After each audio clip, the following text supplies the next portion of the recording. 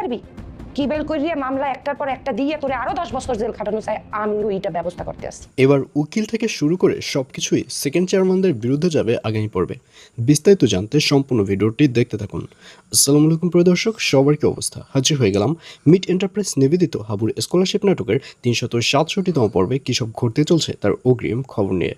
Alright guys, finally এবার উকিল থেকে শুরু করে সবকিছুই সেকেন্ড চেয়ারম্যানদের বিরুদ্ধে চলে যাবে। কারণ সেকেন্ড চেয়ারম্যান এবং সেকেন্ড চেয়ারম্যানের যে চেলাপেলা রয়েছে তাদের আচরণ গ্রামের কেউই সহ্য করবে না। সবাই এবার প্রতিবাদী হয়ে উঠবে।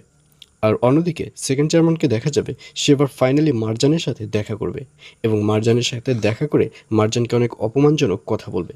মারজানকে বলবে, এবারের আদালতে তুই জিতে গেলেও এরপর তোর নামে এমন কিছু মামলা দেব তুই অন্তত 10 বছর এই জেলের ভাত খেয়েই ছাড়বো তোকে। আর এইসব কথা শুনে মারজান বলবে, আপনার বেশি কিছু বলতে হবে না, যেটা হবে সেটা সময় বলে দিবে। শুধু এতটুকুই বলতে দেখা যাবে মারজানকে।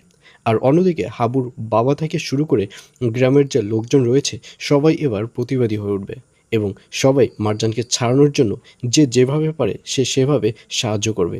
এমনকি ঢাকা থেকে গ্রামের লোকজনরাও গ্রামে চলে আসবে মারজানকে ছাড়ানোর জন্য। আর এছাড়াও থাকবে আরও আশ্চর্য সকল ঘটনা। সুতরাং সবাইকে হাবুর স্কলারশিপ নাটকের 367তম পর্ব দেখার আমন্ত্রণ রইল।